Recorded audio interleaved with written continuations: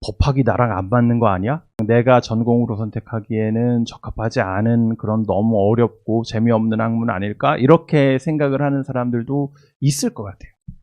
그러지 말라는 얘기를 좀 오늘 해드리고 싶어요. 대학생 37.3%가 자기 전공을 바꾸고 싶다 이렇게 답을 했다고 합니다. 꽤 많은 숫자죠. 사람이 살면서 투자하는 것 중에 가장 비싼 품목이 집이래요, 집. 그리고 두 번째로 비싼 투자가 뭐냐? 대학 교육 받는 거라고 합니다. 엄청나게 많은 비용과 그리고 시간이 들어가는, 노력이 들어가는 그런 작업이기 때문에 진짜 신중하게 선택을 해야 되는데 그게 쉽지 않죠. 인문계열, 사회계열은 바꾸고 싶다는 사람이 더 많네요. 네, 경상계열은 비슷하고요. 법학계열은 직금 전공이 좋다 하는 사람이 50.4%, 바꾸고 싶다는 사람이 33.9%로 나왔어요. 법학을 선택한 사람들은 나름대로 만족도가 높다 이런 얘기네요. 그런데 제가 보기에는 법학 계열 전공 학생들 중에서도 만족도가 떨어지는 사람들이 꽤 있고, 그래서 법학과는 다른 학교들도 비슷할 텐데 이 재학생 충원율이 굉장히 낮은 과 중에 하나예요. 중간에 이렇게 다른 데로 밝은 빛을 향해서 떠나는 사람이 좀 더 많은 과에 속합니다. 특히나 이 중간고사가 끝나고 나서 이렇게 마음이 흔들리는 사람들이 있을 것 같아요. 시작할 때는 막 들떠가지고 달려들다가 장애물을 만나거나 침체기에 들었으면 금세 시들시들해지는 그런 사람이 많다는 것이죠. 제가 딱 그렇습니다. 제가 별의별 거 안 해본 게 없어요. 뭐 예를 들어서 악기만 해도 뭐 플룻도 해보고 기타도 해보고 피아노도 해보고 그랬는데 진짜 6개월 넘기기가 힘들더라고요. 좀 이렇게 금방금방 지루해하고 지치고 그래서 다른 거를 이제 찾게 되는 이런 사람들이 있는데요. 그래서 매년 목표도 바뀌고 또 매달 하고 싶은 것도 달라지는 그런 사람들도 상당히 많을 거예요.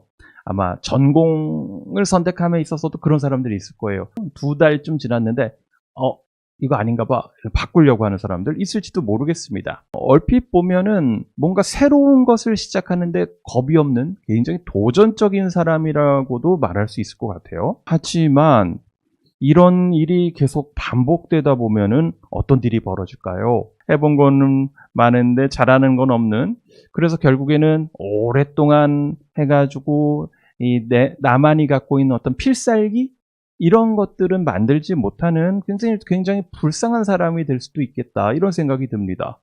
그런데 최근 들어서 이런 연구들이 이제 많이 나오고 있어요.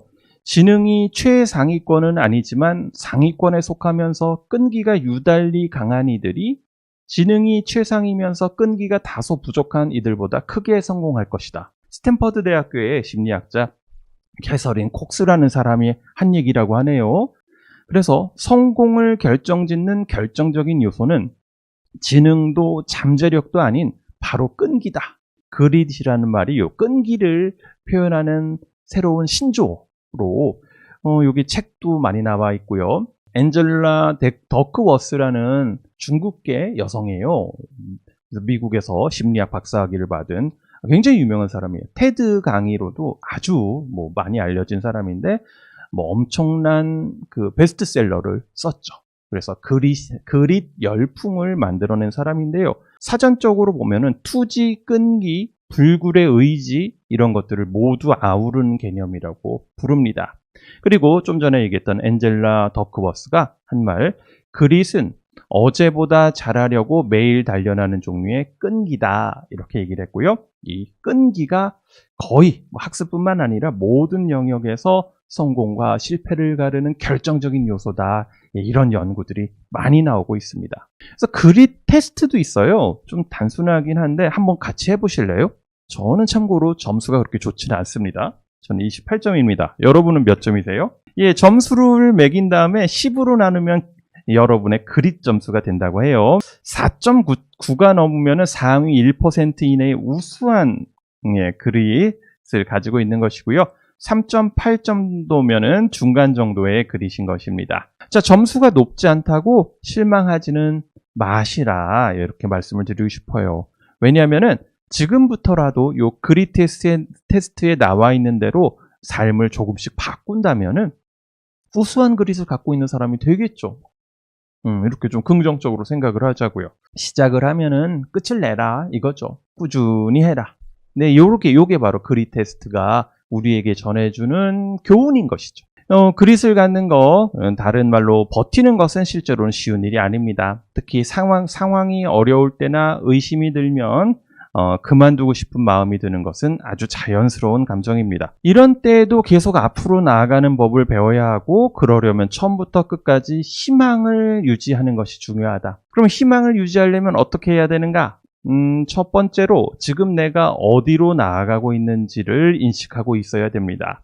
내가 어디로 가는지를 알아야지 버틸 수 있는 건 뭐 당연한 거니까요. 둘째, 계속 열정이 유지되어야 합니다. 기본적으로는 내가 현재 즐거워하고 또 몰입할 수 있는 일, 그런 일을 해야 되고, 그리고 애착이 살아있어야 된다, 이런 얘기입니다. 어떻게 하면은 계속 몰입을 유지할 수 있는지에 대해서는 나중에 다시 한번 얘기를 하도록 하겠습니다. 이제 끈기를 가져라. 법학 시작하셨으니까 이제 2달밖에 안 됐으니까 1학년들 나랑 안 맞나봐, 이렇게 너무 성급하게 판단하지 말고요. 끈기를 가져라.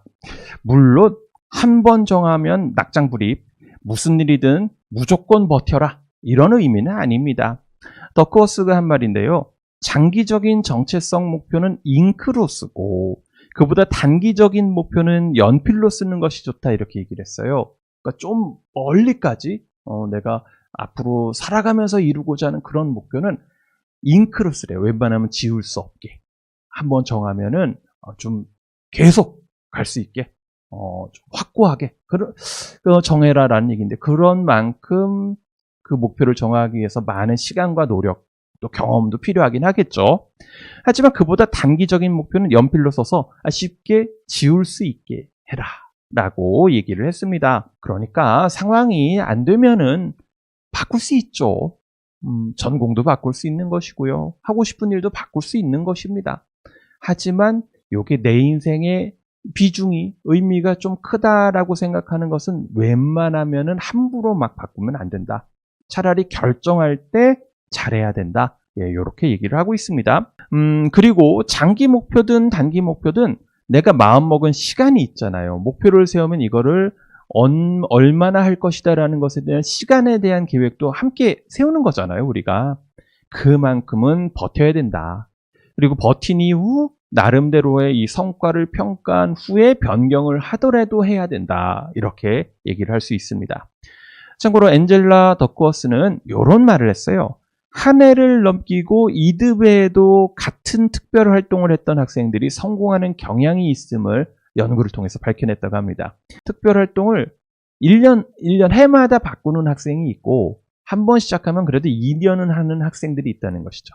근데 이 학생들을 추적 연구를 해보니까 2년까지 넘기는 친구들이 성공하는 경향이 있다, 이런 연구를 한 것입니다. 그리고 이런 감동적인 얘기가 있습니다. 대나무는 처음 5년간 땅속에 뿌리를 내리는데 이때 지표면 위에서는 거의 관찰되지 않는다. 하지만 싹이 트기 시작하면 6주 만에 지상 30m 높이로 자라는다. 6주 만에 30m로 자란다는 거예요. 그래서 우후죽순이라는 말도 있잖아요. 우후, 비 내린 다음에 죽순 자라는 것처럼 쑥쑥 자란다라는 의미죠. 여기저기 쑥쑥 자란다, 이런 의미입니다. 근데 이렇게 자라기 위해서는 5년 동안 이 눅눅한 땅속 생활을 해야 된다는 것입니다.